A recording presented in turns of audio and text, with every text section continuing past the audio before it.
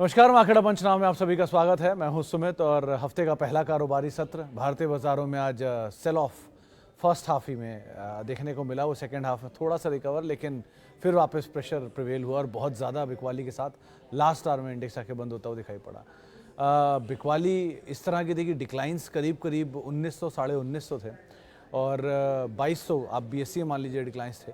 करीब 2000 के आसपास एडवांसेस थे बीएससी में और 1200 के आसपास एडवांसेस थे एनएससी में। 650 पौने 700 अंकों के आसपास बिकवाली थी सेंसेक्स में। निफ्टी बैंक 1.5% नीचे रहा। मिड कैप करीब 1% के आसपास टूट के बंद हुआ। स्मॉल कैप इंडेक्स में करीब 1% बिकवाली देखने को मिली। 700 अंकों के आसपास का फॉल बैंक्स में था। आईटी भी 1% के आसपास प्रेशर में था। पीएसयू बैंकिंग आज ज़्यादा टूटा, 2.5% के आसपास बिकवाली वहाँ रही, जिसमें बैंक ऑफ बड़ौदा या फिर Canara bank, Indian overseas bank जैसे बाकी जो बैंक थे वहाँ पर तेज़ बिकवाली आते हुए दिखाई पड़ी। मिड कैप स्मॉल कैप के प्रेशर के अलावा आज प्रेशर था एफएमसीजी पैक में, जिसमें गोदरेज कंज्यूमर अपडेट अच्छे थे, लेकिन उसके बावजूद बिकवाली क्योंकि ऑलरेडी चल चुका था। मैरिको कमज़ोर के बाद बिकवाली, नेस्ले एडजस्टमेंट के बाद आज पहली बिकवाली। सो इस तरह के अलग अलग ट्रिगर पे अलग अलग स्टॉक्स टूट रहे थे। आज अदानी समूह में प्रेशर था, बारिंग अदानी पोर्ट में खरीदारी थी, अदानी पोर्ट में खरीदारी थी और साथ साथ जीएमआर एयरपोर्ट में खरीदारी थी। दोनों आज अच्छे चल रहे थे। एफएमसीजी, मेटल, बैंकिंग इन शेयरों में आज सेल ऑफ था और अच्छा खासा सेल ऑफ था। आईटी, फार्मा, ऑटो यहाँ पर भी कुछ हद तक दबाव बनता हुआ दिखाई पड़ा। तो ओवरऑल एक वीक सेशन, जबकि मार्केट्स में आज प्रेशर प्रिवेल होते हुए दिखाई पड़ रहे थे और जहाँ पे बाइंग थी उसमें सेलेक्टिव स्टॉक्स थे कैश मार्केट के, जहाँ पे खरीदारी देखने को मिल रही थी। थोड़ी बहुत लॉजिस्टिक में बाइंग थी, बाकी स्पेसिफिक स्टोरीज में बाइंग थी, लेकिन कोई बहुत ज़्यादा मतलब कहीं ऑर्डर के खबर पे बाइंग थी, लेकिन बहुत कोई ऐसा फायरवर्क नहीं था बायर साइड पर। लेकिन हाँ, प्रेशर मार्केट में आज फिर भी प्रिवेल करता हुआ दिखाई पड़ रहा था अक्रॉस द बोर्ड। बाकी अब जो बड़े ट्रिगर अवेट हो रहे हैं उसमें अर्निंग्स हैं। 11 तारीख को अर्निंग शुरू हो जाएगी टीसीएस वगैरह की, डेल्टा कॉर्प की, टीसीएस की, इन सब की अर्निंग होगी। तो अभी तो मतलब फर्स्ट हाफ पहले तो यहीं से अर्निंग का मतलब शुरुआत होगी। अब तक जो अर्निंग आई वो कैश मार्केट शेयरों की है, तब एफ&ओ की अर्निंग होगी और टीसीएस में आज वो अर्निंग को ही डिस्काउंट कर रहा था कुछ हद तक। आज फिर उसूला वाइन यार्ड लगातार दूसरे दिन चला। आज पूरा केमिकल टूटा हुआ था, Aarti industries and Navin fluorine and all, क्योंकि वो एक इम्पॉर्टेंट केमिकल जो हर्बिसाइड में यूज़ होता है बेसिकली एग्रोकेमिकल स्पेस में, उसके ऊपर ईयू फ्रांस में रोक लगी। इक्विरस का एक नोट भी था, उसके बाद बिकवाली आते हुए दिखाई पड़ी। आज बंधन बैंक हैवी सेल ऑफ में था, कुछ बज़ हैं बीच में मार्केट्स में जिसके दम पर वहाँ बिकवाली आते हुए दिखाई पड़ी। सो बहुत हद तक स्टॉक स्पेसिफिक स्टोरीज़ हैं, न्यूज़ है, ट्रिगर्स हैं, जिनके दम पे मार्केट्स रिएक्ट करता हुआ दिखाई पड़ रहा है। सवाल जवाब का सिलसिला शुरू कर लेता हूँ और कुछ सवालों को भी शामिल कर लेता हूँ जहाँ पर फेसबुक और यूट्यूब के ज़रिए। सबसे पहला सवाल जो मेरे पास आया है, सर आरती industry fall down results update 800 share eight 544। तो अशोक सर, आज जो बिकवाली थी वो एक इनके लिए इम्पॉर्टेंट केमिकल होता है। बेसिकली वो केमिकल हर्बिसाइड के लिए यूज़ होता है। उस केमिकल के मेजर मैन्युफैक्चरर के तौर पे यूपीएल, आरती एंड पीआई, ये कुछ नाम है। सो नवीन फ्लोरिन में अदरवाइज ही बिकवाली थी सेंटिमेंटली। सो इक्विरस की एक रिपोर्ट थी, वो मेंशन कर दिया कि ईयू फ्रांस में जो रोक लगी है इस केमिकल के ऊपर, उससे इनके एग्जिस्टिंग कॉन्ट्रैक्ट्स के ऊपर एक डेंट आ सकता है। एग्जिस्टिंग कॉन्ट्रैक्ट्स में इन्होंने रिसेंटली लॉन्ग टर्म कॉन्ट्रैक्ट किए थे कुछ, उसमें आ सकता है। सो इस वजह से सेंटिमेंटली मार्केट आज थोड़ा टूटता हुआ दिखाई पड़ रहा है। तो ये एक वजह थी जिसकी वजह से आरती टूट रहा है। बट ठीक है, बाकी चला था थोड़ा बहुत, तो इसलिए नीचे भी आ रहा है। मौका दे रहा आप अकॉर्डिंगली इसको यहाँ पर देख सकते हो, लेकिन एज ऑफ नाउ तो बस यही एक वजह है, इसकी वजह से आज सेंटिमेंटली पूरा केमिकल स्पेस टूटता हुआ दिखाई पड़ा। ओके, थैंक यू भाटिया साहब। हाँ, स्नोमैन लॉजिस्टिक्स आज 15% के आसपास की बढ़त दिखा रहा था और अभी भी ये शायद एग्रेसिवली बाइंग रहेगी, क्योंकि देखिए ट्रिगर जो था इसकी वजह से स्नोमैन मुझे लगा था कि चलना चाहिए था, वो था प्रमोटर की बाय। प्रमोटर की बाय जो थी वो करीब 55 रुपये से लेके 65 रुपये नहीं 62 रुपये के बीच में कहीं आते हुए दिखाई पड़ रही थी और कंटिन्यूसली बाय कर ही रहे थे प्रमोटर। उन्होंने 65 रुपये 60 रुपये के जोन्स में भी खरीदारी की थी। सो अगर प्रमोटर यहाँ पर एक्यूमुलेट कर रहा है तो फर्स्ट इंडिकेटर होता है किसी भी स्टॉक को बेहतर दिखाने के लिए। सो ठीक दिख रहा था, प्रमोटर की एग्रेसिव बाइंग थी, कंटिन्यूसली बाइंग है। सो वही आपके लिए एक स्टॉप लॉस है 55 रुपये 60 रुपये की रेंज में, और आप होल्ड करो, धीरे धीरे चल रहा है। क्योंकि अब तक जहाँ प्रमोटर की बाइंग हुई उनमें जेंसार टेक था 220 रुपये के दाम पर, सोम डिस्टिलरी था 70 रुपये के दाम पर, शोभा था 470 रुपये के दाम पर, और सबके हश्र आपने बाद में देखी लिए, सब 3-3 गुना 2-2 गुना ऊपर हैं। तो अब ये कहाँ तक जाएगा कहना मुश्किल है, लेकिन अभी के लिए तो यही है, एक ट्रिगर है, इसके दम पर ये उछलता हुआ दिखाई पड़ा है। बाकी आप सिस्टम पे या नंबर्स पे इनकी नज़र रखना। ओके, IDFC बैंक फर्स्ट 88, तो विशाल सर होल्ड करो सो फार, तो it's good to hold in fact. बस एक ही चीज़ पे ध्यान रखना आप कि यहाँ पर ज़्यादा बेटर साइड पर जो सिचुएशन बन रही है वो बन रही है IDFC लिमिटेड के फेवर में। अगर आप IDFC बैंक और IDFC लिमिटेड की मर्जर को प्ले करना चाह रहे हो तो दोनों में फेवरेबल सिचुएशन IDFC लिमिटेड को लेकर है, जो रेशियो है 10% शायद डिस्काउंट मिल रहा है वहाँ पर IDFC बैंक आपको। तो अगर आप लेना चाह रहे हो तो वो एक अच्छा विकल्प आपके लिए हो सकता है। बाकी अदरवाइज बने रहो, कोई दिक्कत नहीं है। मर्जर सबसे बड़ा मर्जर 2024 में जिसकी उम्मीदें बाजार लगा रहा हो यही है। पहले देखते हैं कैसे आउटकम आते हैं यहाँ से। Okay, promoter by Kuldeep Rawat साहब पूछ रहे हैं how to identify promoter is buying stock, there is thousand of stock, checking each is not possible each day, what is a quick way? There is no quick way Rawat साहब, बाजार में कुछ भी quick way नहीं होता। But आपकी समझ के लिए मैं इतना कर देता हूँ कि आप रोज़ एक बारी BSE पे आता है कॉर्पोरेट के जो डिस्क्लोजर्स आते हैं, उन डिस्क्लोजर्स की लिस्ट आती है, कहाँ प्रमोटर बाय कर रहे हैं, कहाँ प्रमोटर सेल कर रहे हैं। उनको आप मतलब रोज़ तो आपको देखना ही पड़ेगा, वरना कैसे पता चलेगा रोज़ बाय हो रहा है कि नहीं हो रहा है। तो आप वहाँ पर देखते रहो कि जहाँ जहाँ पर बाय हो रहा है उनको आप मतलब रखते रहो साइड लाइन्स में, ऑब्जर्व करते रहो, और अकॉर्डिंगली आपको वहाँ पे प्राइस मिल जाता है, क्वांटिटी मिल जाती है, और आप वहाँ से एक जजमेंट ले सकते हो। बट काम तो करना ही पड़ेगा रोज़, तभी मतलब रोज़ कुआं खोदो रोज़ पानी पियो वाली सिचुएशन होती है बाज़ार की। बाकी हम लोग तो बैठे ही हैं चैनल पे, आपको इन्फॉर्मेशन आती रहती है कभी ना कभी, आप वहाँ पे पढ़ सकते हो। Urja global Suzlon would be level to accumulate Nifty 20। तो सिंह साहब, अगर निफ्टी 20 ले रहे हो तो उसके केस में कोई लेवल नहीं होते। निफ्टी 20 के केस में तो आप एक्यूमुलेट कर रहे हो, SIP चालू रखो, धीरे धीरे आते रहेंगे, क्योंकि वो कोई शेयर तो है नहीं कि जहाँ आपको कोई टेक्निकल ब्रेकडाउन हो या टेक्निकल ब्रेकआउट हो जिसके लिए आप लेवल ढूंढ रहे हो। सो अच्छी क्वालिटी अगर आप एक्यूमुलेट करने के जोन में चाह रहे हो तो फिर आपके पास एक ही चीज़ है कि आप आराम आराम से उसकी SIP चलने दो। लेकिन रही बात सुजलॉन जैसे शेयरों की, तो सर एक बहुत बड़ी तेज़ी ऑलरेडी दिखा चुका है। आप समझो 9 रुपये का शेयर चल के 40-44 रुपये तक गया, वहाँ से टूट के 30 रुपये आया, 33 रुपये आया, और अब दोबारा अप मूव आना शुरू हो रहा है क्योंकि वो कुछ MSCI इंक्लूजन की बातचीत है, इसके दम पर ये चल रहा है, GMR चल रहा है। सो नंबर्स को एक बार देख लेना इस क्वार्टर के या 2-3 क्वार्टर के, डिमांड साइड बेटर रहती है तभी आप पिकअप करना, और स्टॉप लॉस बहुत क्लोजली लेकर चलना कि बाज़ार की तेज़ी में ये सब चलते हैं। मतलब आज समय आप चाहे कोई भी नाम उठा लो जो पुराने कल्प्रिट हैं, JP एसोसिएट हुआ, JP इंफ्रा हुआ, JP पावर हुआ, या रिलायंस पावर, रिलायंस इंफ्रा हुए, ये सब GMR, इवन सुजलॉन, ये मोजरवेयर टाइप जो कंपनियां थी सारी, ये सब दोबारा चलना शुरू इसीलिए ऐसे टाइम पे होते हैं बुल मार्केट एट पीक होती है। So probability of losing capital बहुत हाई होता है यहाँ पे, इसलिए स्टॉप लॉस को ज़रा ध्यान रख कर ही आप इसमें एंटर करना। आयरेडा में बाइंग करें? दीपक जी, कल परसों में एक जानकार जुड़े थे, उन्होंने बात बोली थी कि अगर ये मतलब क्योंकि चला था और चल के 120 रुपये तक गया, 30 रुपये का शेयर 120 हो गया, 3 गुना होकर 4 गुना होकर आधा, फिर वहाँ से कूल ऑफ होकर 80-90 की रेंज में, 90 की रेंज में आया हुआ है। सो थोड़ा सा नीचे मिलता रहे तो आप कर सकते हो एक्यूमुलेट, अगर आप लॉन्ग टर्म में 200 रुपये टारगेट एक्सपेक्ट कर रहे हो तो। लॉन्ग टर्म मतलब बहुत लॉन्ग टर्म, लेकिन क्योंकि बहुत एग्रेसिवली चला है तो इसलिए ज़रा ध्यान संभल के अपनी कोई पोजीशंस लेना, क्योंकि बहुत ज़्यादा एग्रेसिव चला है, मतलब 8-9 के मल्टीपल का स्टॉक 4 गुना ऊपर है, तो आप खुद ही अंदाजा लगा लो कि करीब 32 के मल्टीपल पे, 33 के मल्टीपल पे स्टॉक कामकाज कर रहा है, और अभी तक पहले क्वार्टर की ही अर्निंग आई है, बाकी अर्निंग आई नहीं है, नहीं शायद पहले क्वार्टर की भी अर्निंग नहीं आई अभी तक। सो ये अर्निंग्स भी आएंगी, तो ज़रा अर्निंग सपोर्टिव है कि नहीं है, क्या सिचुएशन है, इसको देख कर ही कोई कॉल लेना। बट एक चीज़ का ध्यान रखना, चला बहुत है, तो सेंटिमेंटली अगर आप बहुत लॉन्गर ड्यूरेशन ऑफ टाइम के लिए देख रहे हो तभी आप एंटर करना है इसमें।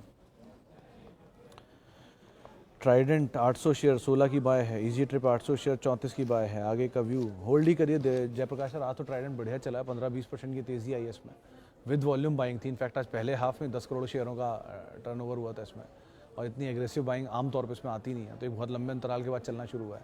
इसी में ट्रिप पे आज सुबह सर्वेंद्र हमारे साथ जुड़े थे, 10:30 के शो में एक सवाल था, तो उनसे पूछा था मैंने ये सवाल, तो उन्होंने बोला था कि 30 का एक स्टॉप लेके आप बने रहो, तो दोनों में ही अब आपको स्टॉप ही ट्रेल करना है, और स्टॉप के साथ आप कैरी कर सकते हो पोजीशंस को, बट स्टॉप लॉसेस बहुत ज़रूरी हो गए इस सिचुएशन में, जबकि मार्केट में ऐसे एक एक करके सेट ऑफ, एक एक करके झटके आते हैं। सो आज केमिकल का दिन था, कल आज एफएमसीजी का दिन था, कल आज पीएसयू बैंक का दिन था, क्या पता कल रेलवे का दिन आ जाए या कल पावर का दिन आ जाए। तो सर ध्यान संभल के आप स्टॉप लॉस के साथ ही ट्रेल करना ज़्यादा बेटर है। ओके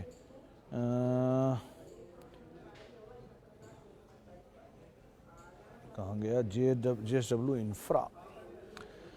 सिंह साहब सो फार तो अदानी पोर्ट ज़्यादा बेटर है JSW इंफ्रा के कंपैरिजन में, क्योंकि एक क्वार्टर के नंबर अब तक आए हैं। लास्ट क्वार्टर के नंबर अच्छे थे JSW इंफ्रा के, और अभी रिसेंट की लिस्टिंग है।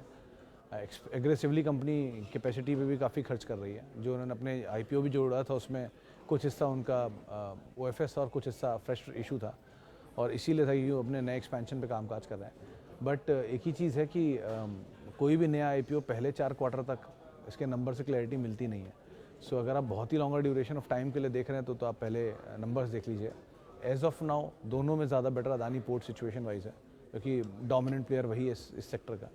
लेकिन यू नो अगर आप है आपके पास तो आप बने रह सकते हो, बट क्लोजली नंबर के ऊपर नज़र रखना जो इस क्वार्टर के आएंगे।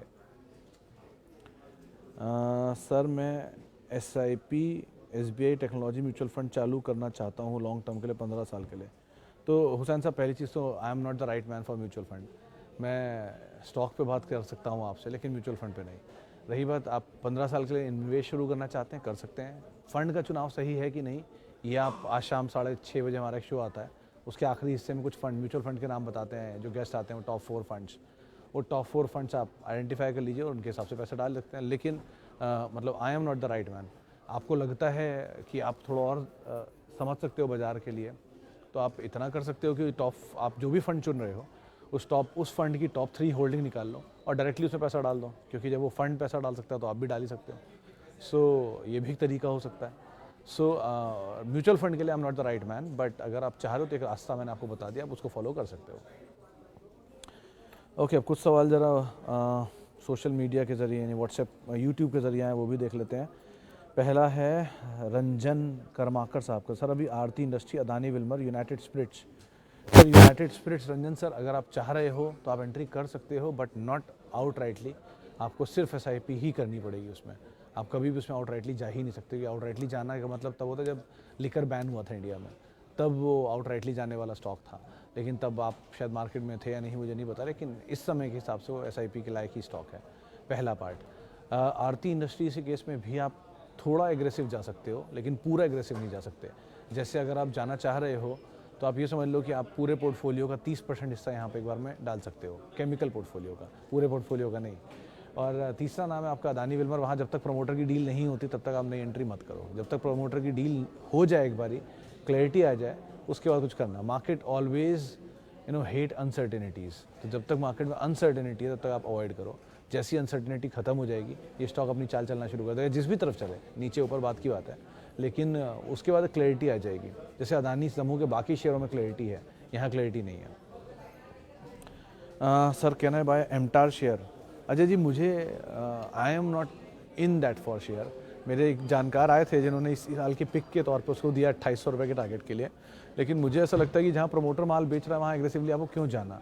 प्रमोटर क्यों माल बेच रहा है? अगर इतना ही कुछ है तो 2-3 क्वार्टर की होल्डिंग स्टेबल हो जाए। अभी तक कोई भी क्वार्टर की होल्डिंग स्टेबल नहीं है। 2-3 क्वार्टर की होल्डिंग स्टेबल हो जाए, उसके बाद जानने में ज़्यादा कोई बुराई नहीं है, लेकिन अभी के लिए एग्रेसिवली जाना थोड़ा रिस्की एक बार को हो सकता है। सर जी नमस्कार, SBI में नई खरीदी अभी करनी चाहिए या फिर और नीचे आने की राह देनी चाहिए? देखिए सर, मुझे ये जो लोग बोलते हैं ना कि थोड़ा और नीचे आके खरीदारी करनी चाहिए, मुझे बात कभी समझ में नहीं आती, क्योंकि गंगा कभी रुकती नहीं है, आपको ही उतर के नहाना पड़ता है उसमें। सो पहली बार तो आपको कभी लेना ही पड़ेगा ना, उसके बाद आप डिसाइड करोगे मेरे पास अब ऊपर के भाव के हैं कि नीचे के भाव के हैं। तो से फॉर एग्जांपल आपने 650 रुपये में या 640 रुपये में SBI ले लिया। SBI से क्वालिटी कंपनी, आप भी जानते हो मैं भी जानता हूँ। SBI कभी बंद नहीं होगा, ये आप भी जानते हो मैं भी जानता हूँ ईजिली। तो अगर हुआ तो they are too big to fail, government खुद बोलती है। तो अगर आपने 650 पे SBI ले भी लिया तो क्या होगा, 600 आ जाएगा, थोड़ा और ले लेना, 550 आएगा, थोड़ा और ले लेना, 500 आ जाएगा, और एवरेज करते रहना। तो it's a good stock to accumulate. और जहाँ आपको लगे कि नहीं अभी बहुत बर्स्ट आउट हो गया है, वहाँ आप अपने एग्रेसिव बाय करना शुरू कर देना। सो इस तरह के सिचुएशन में आपको कभी ये सोचने की ज़रूरत नहीं नीचे आएगा और लूँगा, फिर नीचे आया मान लीजिए, तब वो उस खबर के साथ आएगा जब आप लेने की हिम्मत ही नहीं जुटा पाओगे, क्योंकि कभी भी अच्छा भाव, अच्छी खबर एक साथ तो आएगी नहीं। या नीचे आएगा तो क्या पता आपके पास पैसा हो या ना हो लेने के लिए, क्या पता आपको और बेहतर अपॉर्चुनिटी को दिख जाए। सो इसीलिए जो आपको लेना है और अच्छी क्वालिटी का स्टॉक है उसको आप लेना शुरू करो आराम आराम से। कहाँ भागा जा रहा है? आज ले लोगे, थोड़ा कल ले लेना, थोड़ा परसों ले लेना, धीरे धीरे करके एक्यूमुलेट करते रहो। जहाँ चलना शुरू हो जाए छोड़ दो, नया कुछ लेना शुरू कर दो। लाइकवाइज ऐसे काम होता है मार्केट में। ओके, आरती पर बातचीत हम कर चुके। आरती थोड़ा थोड़ा ले सकते हैं दीपक जी। ट्राइडेंट में बाय हो गई। झांसी से अमित शर्मा साहब हैं। I am from Jhansi, I have 90 PC 100 share 120। बढ़िया, आपको तो पैसा बन रहा है सर। तो मैं तो एक ही चीज़ बोलूँगा, दो ये कंपनी में खराबी नहीं है। It is the largest power producer of India, not in terms of thermal, बल्कि कोई भी तरह की पावर प्रोडक्शन में इसका डोमिनेंट मार्केट शेयर है। एंड पावर डिमांड को देखते हुए कंपनी तो करेगी अच्छा, बट एक ही चीज़ है कि बहुत स्लो एंड स्टेडी मूवर है। सो एक ही चीज़ बोलूँगा कि आपको, क्योंकि 100 शेयर आपके पास है और लोअर कॉस्ट पर है, तो अगर आप 20-30 शेयर बेच देंगे मान लेते हैं, तो बचे हुए 70 शेयर आपके फ्री के हो जाएंगे थ्रू आउट लाइफ के लिए। आप उतना डाल के छोड़ दो, या 1/3 शेयर आप बेच दो और बाकी 25 शेयर ही बेच देते हो, तो जो 75 शेयर आपके पास हैं उनको आप थ्रू आउट लाइफ होल्ड कर लो। उन्हें देखे ही मत, उनको देखने की बजाय आप कुछ और फिर लेना शुरू करो, बट कैपिटल निकाल के बाकी शेयरों से बने रहो। कंपनी ख़राब नहीं है, बट क्योंकि PSU और स्लो मूवर है, तो ऐसा ना होना कि वापस आपके भाव से के आसपास आ जाए फिर आपको दिक्कत हो। लेकिन थोड़ा थोड़ा एटलीस्ट आप ऊपर कैपिटल निकाल लो PSU की सारे शेयरों में। ऐसा नहीं है PSU की तेज़ी अनाप शनाप पूरी ज़िंदगी बनी रहेगी, कहीं तो कोई चीज़ वैल्यूएशन जस्टिफाई करेंगे ना। अभी नंबर ख़राब आ जाए, दो के सब बराबर हो जाना है। सो बेटर है जहाँ पैसा बनता जा रहा है थोड़ा थोड़ा कैपिटल निकालते रहो, और मुफ्त के शेयरों के साथ आप पूरी ज़िंदगी बने रहो, डिविडेंड तो आते ही रहेगा। नहीं, अब रियाज साहब आपकी अगर ट्राइडेंट आपकी खरीदारी के दाम पर आ गया है तो ट्राइडेंट पे अब निकलो मत, अब आप होल्ड कर लो। और अभी के लिए तो एटलीस्ट होल्ड करो 2-4 दिन। अगर ये मूव और बढ़ता है तो मूव बढ़ने के साथ साथ आप स्टॉप लॉस को फर्दर ट्रेल करते जाना धीरे धीरे ऊपर की तरफ, और अकॉर्डिंगली यहाँ कॉल लेना। बट ये अभी यहाँ से निकलने का कोई लॉजिक नहीं है, अभी तो आप बने रह सकते हो इसके अंदर। टाटा पावर 74 शेयर हैं 228 रुपये के दाम पर, और ऐड कर सकते हैं। तो जूली जी अभी ऐड करोगे तो कॉस्ट ऊपर जाएगी, बेटर इसके नीचे के दाम पे ऐड करना। और अभी तो इनफैक्ट मैं यही बोलूँगा कि थोड़ा कैपिटल निकाल लो इसमें से। इसलिए नहीं कंपनी ख़राब है, कंपनी ख़राब नहीं है, बट बाजार के हालात ख़राब है। मान लिया कल को आपको नीचे मिल जाए तो आपके पास कैश रहेगा ना और लेने के लिए। सो एटलीस्ट थोड़ा कैपिटल निकाल लो। फ्री के शेयर जितने आप इकट्ठे कर सकते हो थ्रू आउट लाइफ किसी भी स्टॉक में, मतलब वो आप A ग्रेड का स्टॉक हो या कचरा स्टॉक हो, जिस तरह का भी स्टॉक हो, अगर आपने फ्री का शेयर इकट्ठा कर रखा है तो आपको कोई रिस्क नहीं है, आप ज़ीरो रिस्क पर हो। वो जहाँ मर्जी जाए, वो ऑल टाइम हाई बना जाए, क्योंकि ऑल टाइम हाई का तो कोई लिमिट ही नहीं, कहीं भी जा सकता है। आप खुद ही सोचो, आयशर मोटर को एक ज़माने में 400-500 रुपये देखता था, उसके बाद ये 32,000 भी गया, 32,000 का स्प्लिट हुआ, टूट के 3200 आ गया। सो इस तरह के दाम देखें, तब ऑल टाइम हाई क्या ही पता किसको कहाँ तक जाएगा। सो इसीलिए आराम आराम से आप एक्यूमुलेट करो, जहाँ फ्री के शेयर इकट्ठे करते जाओ और कॉस्ट जो है अपनी निकालते चलो। सबसे सेफ मार्केट में ये रणनीति है।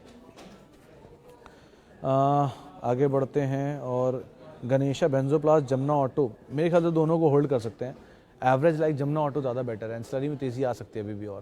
और गणेशा भी बने रहो, ऑर्डर अच्छे मिले, इस क्वार्टर का नंबर अच्छे आने चाहिए, बाकी देखते हैं।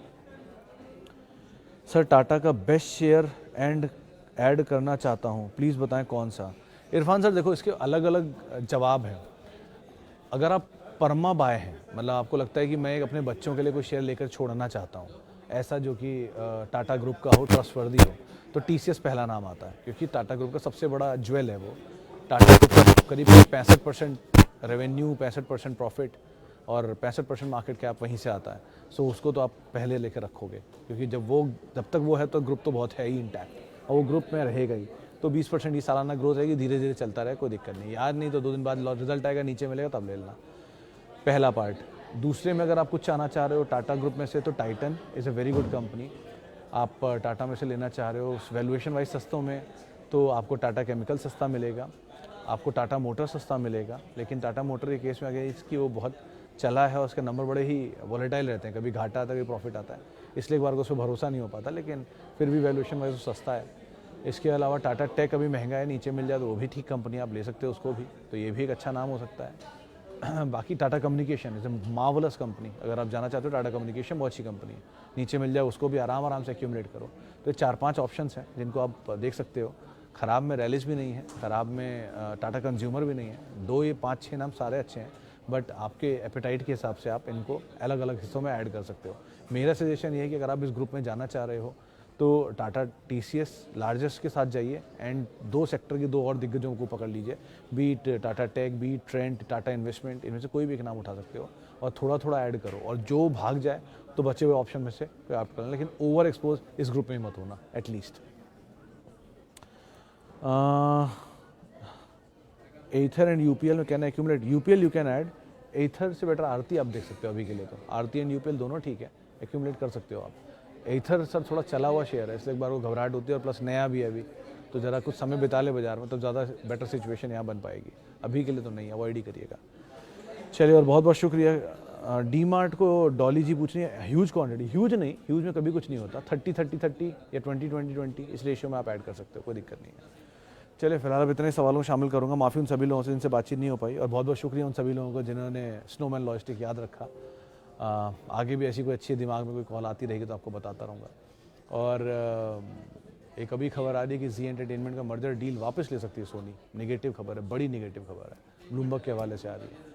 एनीवेज, अगर ऐसा होता है तो जी में बड़ा सेटबैक आएगा, और फिलहाल इसको यहीं समेटूंगा कार्यक्रम को।